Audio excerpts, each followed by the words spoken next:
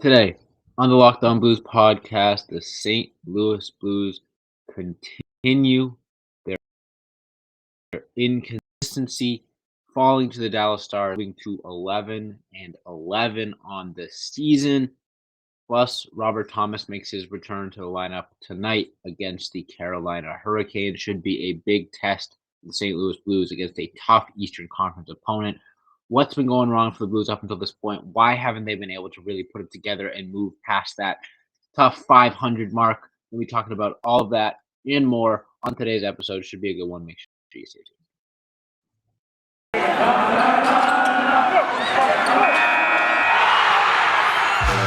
You're Locked On Blues, your daily podcast on the St. Louis Blues.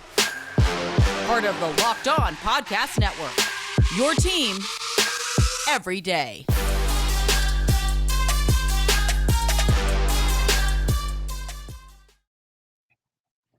Ladies and gentlemen, welcome back to Locked On Blues Podcast, part of the Locked On Podcast Network, and your number one source for Blues content. I'm your host, as always, Josh Hyman. If this is your first time tuning into the show, welcome. Got a lot of episodes in the backlog, 500 or so, plenty of them to comb through. Got a good Twitter account at Locked On Blues and myself at Josh Hyman NHL, like it says right there. Should be a fun stuff. If you're a returning listener, thanks for coming back. Thanks for making Locked On Blues part of your daily routine, making Locked On Blues your first listen. Appreciate it. It's been an up and down season so far, and I'm going to be talking about that today.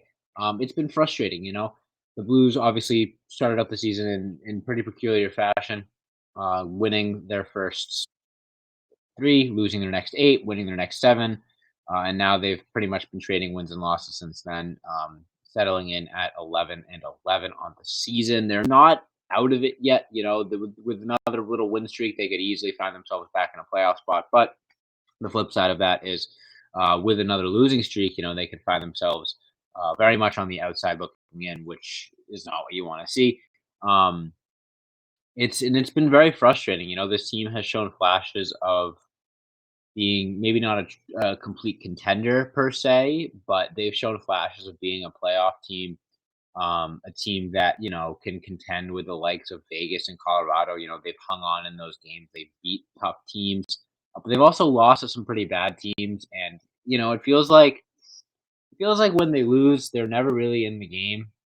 Like I feel like looking back, they've lost some close games for sure, but feels like a lot of times when the Blues lose, it's pretty obvious that that's going to be the result after the first period. And to me, that just shows inconsistency and a little bit of lack of effort. And there have been some things that have been going wrong with this team that really frustrate me and really it's mind boggling how they continue to struggle on like what seemingly basic things. Like overpassing, missing the net, turnovers, et cetera, et cetera. So first thing I'm gonna do, I'm gonna break down the Dallas game. Um, talk about what I saw in that game, what I liked, what I didn't like, et cetera. First and foremost, they had a good first period. I think they did a good job of holding the Dallas Stars off. They outshot them 11-9. The first period, it felt strong, it felt encouraging, and then in the second period, they give up the lone goal of the period pretty early on, and they kind of don't. One thing that's really been frustrating about the Blues this year that I think has been one of their better assets in years past has been their ability to respond when they get scored on. Especially in that cup year, it felt like the Blues did such a good job of giving up a goal and then immediately responding and scoring like within minutes, or not even just immediately scoring, just putting the pressure on and showing that they're not out of this game. And obviously they showed that in the Florida game. They came back from 4-1 down in the third period, and some people say that's a mark of inconsistency.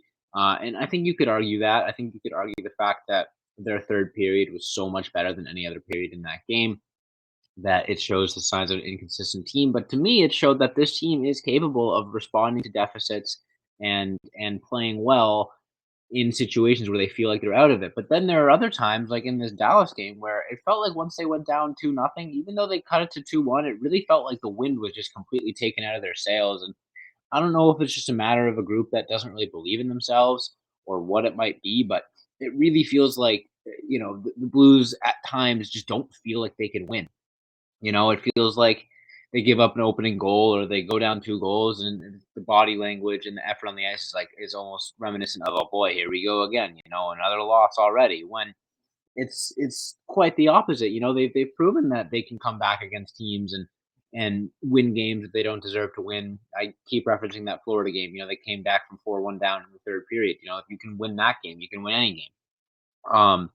But in the Dallas game, it really felt like they almost took their foot off the gas a little bit once the lead was up to 2 goals, and Brendan Saad continued to be a guy that scores big goals for the St. Louis Blues. He did make it 2-1 there, on an assist from who but Josh Levo, who's continued to have a spectacular season. Um, but other than that, it really felt like that effort that you want to see when your team is down is just missing from the St. Louis Blues right now. It feels like they've almost accepted a loss before it happens. Um, and that doesn't always manifest itself in lack of effort. Sometimes it's almost like not too much effort is the wrong term, but one thing that we continue to look at is the overpassing and the Blues passing up on good opportunities. And Jeremy Rutherford wrote a great article about it on the Athletic about how it could be so frustrating when someone has a good shot and then they muff a pass and it turns into a they have a pass that could lead into an even better shot, but I'd rather have a decent shot versus no shot at all, and it really feels like the Blues are almost trying too hard in that sense. Um, because they feel like when they're behind in games, it feels like they need to pull off the miracle play, the perfect play, set up the tic tac toe, and it's been frustrating to watch for sure. So in this upcoming second segment, I'm going to be breaking down the Dallas game a little bit more, and then launching into my preview for tonight's game against the Carolina Hurricanes. But before we do that, I want to tell you guys about our good friends over at Bet Online. BetOnline.net is your number one source for sports betting info, stats, news, and analysis. Um, you can get all the latest odds and trends for every professional and amateur league out there, from football, basketball, hockey, soccer. World Cup's on right now. If you had bet on the World Cup, Japan winning their group, are you kidding me? You'd be rich right now. Even esports, they've got it all at betonline.net. And if you love sports podcasts, you can find those at betonline as well. They're always the fastest and easiest way to get your betting fix. So head to the website today or use your mobile device to learn more. Bet online, where the game starts. I'll be right back with the second half of today's episode.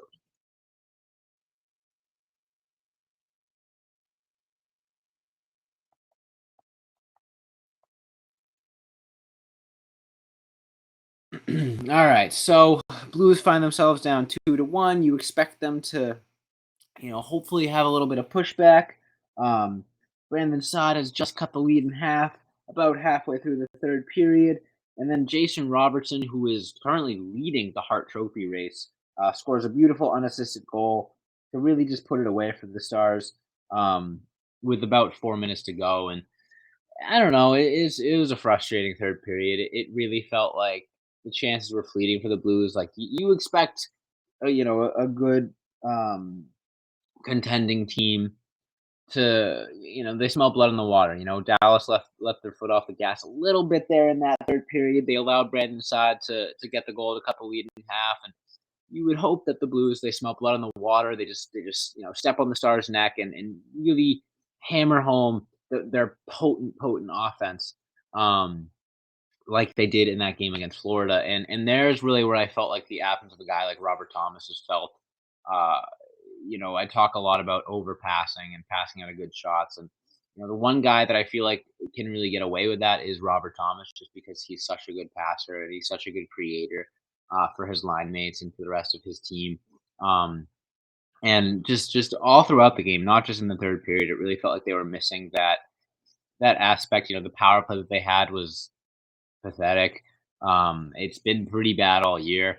The lack of David Perron on the power play has been very, very apparent. His one timers and his ability to, just fire off quick shots off of crisp passes has been very much missed, and it feels like the Blues are sort of missing that finisher on the power play. But all in the offensive zone in general, it feels like they there's no one out there besides like, your Vladimir Tarasenko's or your Jordan Kyrou's. There's no one out there that really feels assertive all the time in the offensive zone, and obviously I'm missing some guys out there, Brendan Saad. There's been times when everyone showed that, but overall, I feel like a lack of assertiveness in the offensive zone has been a huge issue for the St. Louis Blues. Like, no one really wants to be the guy that's going to take the puck, and just create a shot for themselves. And passing is great.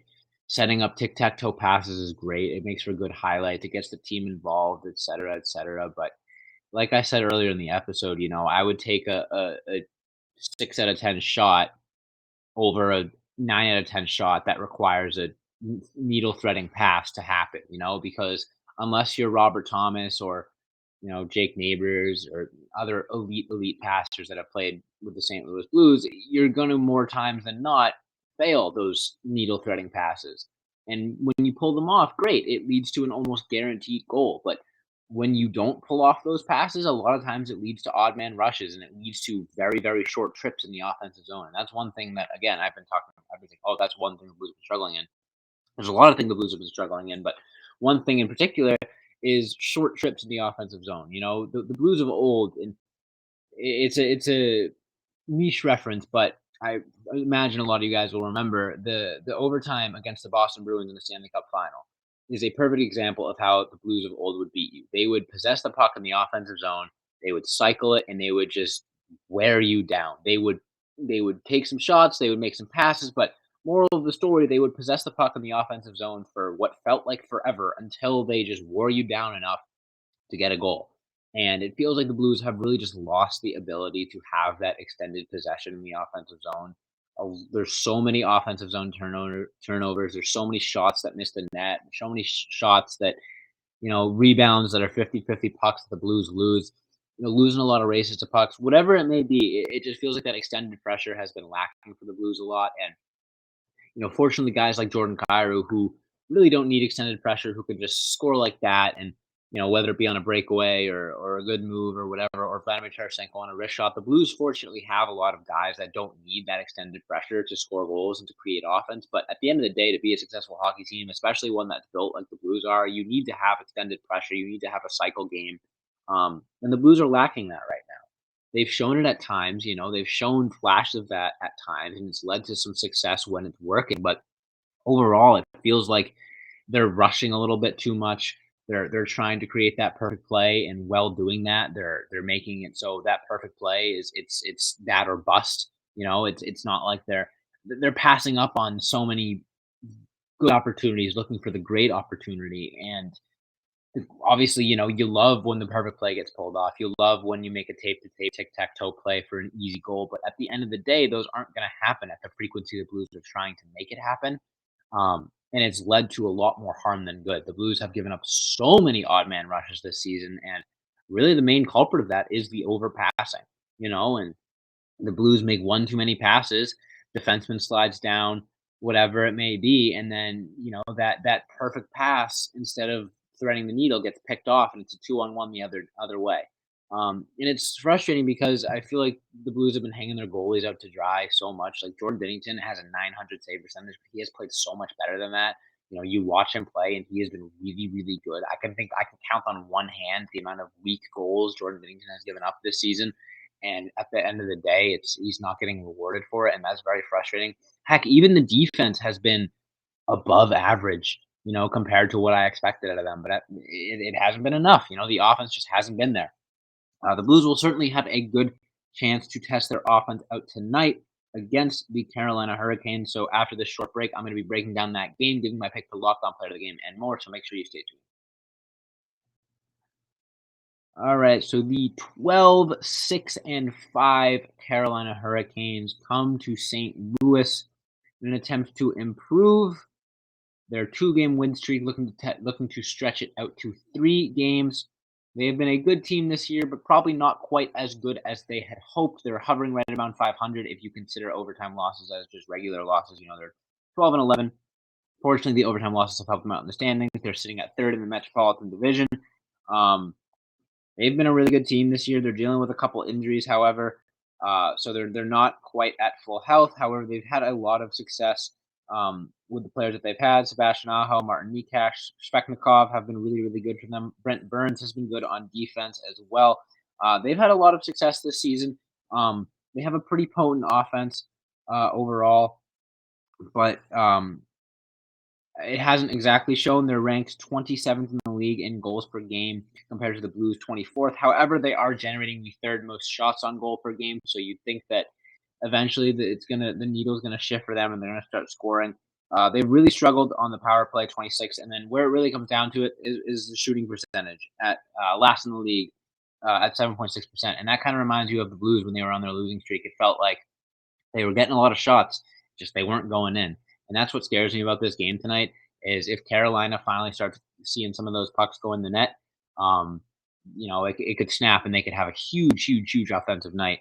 Um, they've been really good defensively. They allow the least amount of shots on goal with only 26.1. They've been good on the penalty kill. So overall, a pretty good defensive team and an offense that has lagged a little bit behind, but is due to have a breakout. And then you look at the Blues; their offense has been pretty weak. 24th in goals, 23rd in shots on goals, 22nd in shooting percentage, 16th in power play. And then you look at the defense: 25th in goals allowed, 22nd in shots on goals, 29th in penalty kill. And then they take the least amount of penalties. So it really feels like the Blues need to do the best they can at limiting shots on goal for Carolina. They get a ton of shots off, and they're not going to shoot at a 7% clip all year. They're not going to probably shoot a 7% clip tonight. Um, and if, like I said, tonight is the night where the dam finally breaks for Carolina and they finally are able to string a couple goals together and shoot at a reasonable shooting percentage, it could be bad news for the Blues. Um, but the moral of the story is, you're getting a team that has underperformed offensively and is a good opportunity to hopefully catch some breaks. If Carolina doesn't have a night tonight where they finally figure things out offensively and are able to get more shots in, the Blues hopefully will have a good opportunity to prove that they can hang against a good team. The Blues have beat some good teams this year. Vegas and Colorado in back-to-back games on the road amidst that winning streak is incredibly impressive. They've hung around in some tough games against good teams, and Carolina is a very tough team. And them being an Eastern opponent always adds a little bit of spice to it. You only play them twice a year. You don't have as much film against them. You don't have as much preparation against them. So it's going to be a really big test for the St. Louis Blues. Um, and all the things I talked about. It's not overpassing in the offensive zone, trying to get sustained pressure. Carolina's got a really, really good defense, maybe the deepest in the league in terms of their 1 through 6 on defense. It's incredibly strong, and the Blues aren't going to have an easy time in the offensive zone at all against the Carolina defense. So it's going to be a big test. If the Blues go out there and just get one and done opportunities, Carolina's going to put up 45 shots, and that's not even an exaggeration. They're averaging 35 per game, and the Blues are allowing a lot of shots on goal per game. So if the Blues allow a lot of odd man breaks for Carolina, who's a very fast team, this game could get ugly quickly. However, Carolina is also a team that would suffer if the Blues are able to get that cycle game going. Um, and able to get that sort of that quickness out of Jordan Kyrou going as well. Robert Thomas being back in the lineup should help a ton as well.